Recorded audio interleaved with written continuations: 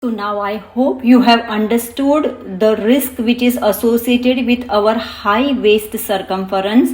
And now let me tell you what we can do to reduce our waist circumference and reduce our overweight and our obesity. Now whenever we want to reduce our weight or we want to reduce our waist circumference or our fat stores, first we need to understand that what we should eat. So now you please understand that we must reduce our intake of carbohydrates and any food which contains sugar. So when we cut down on this carbohydrates, so which are the foods which contain carbohydrates? Anything, our roti, rice, bread, pasta, noodles, or any sweet, whether it is with sugar or it is artificial sugar, but it is not good for us. And any sugary drink we should try to cut down from our diet as much as possible. And what we should eat? We should eat lots of vegetables, lots of salads, lots of pulses, curd, dal, paneer, whatever is nutritious. Any non-veg also is okay, but we must eat God-given nutritious food and we should cut down on carbs and sugar-containing foods as much as possible.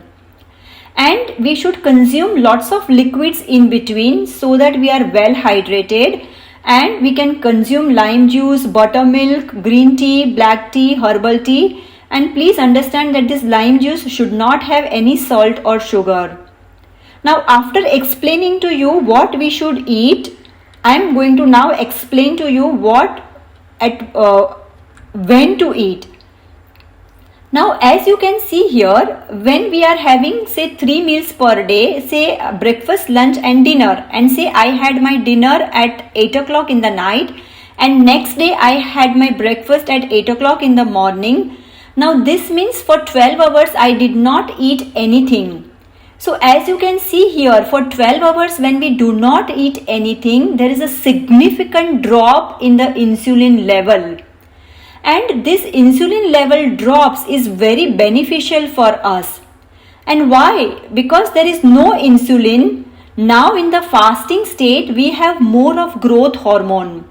And growth hormone is a lipolytic agent. So it starts breaking our fats which we have stored in our body.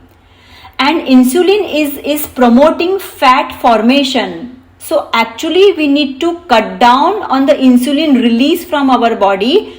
So previously people were looking at glycemic index of the food, but now we need to look at what is going to release my insulin much more. And that is why I told you that cut down on the intake of carbohydrates and sugar containing food.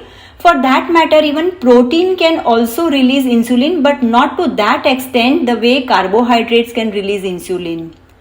So having said this, we must be eating lot of nutritious food and there should be lots of variation in our food. So for all 7 days we can eat 7 flours, we can use 7 dal, 7 pulses, 7 vegetables, 7 different salads, 7 dry fruits. So lots of variation, lots of nutritious food we need to eat.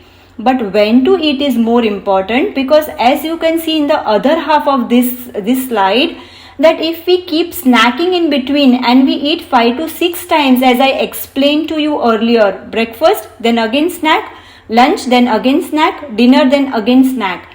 So here hardly we are giving any time that insulin is not released in our body, and more insulin releases in our body time and again, then more and more fat we start storing, and then it leads to obesity.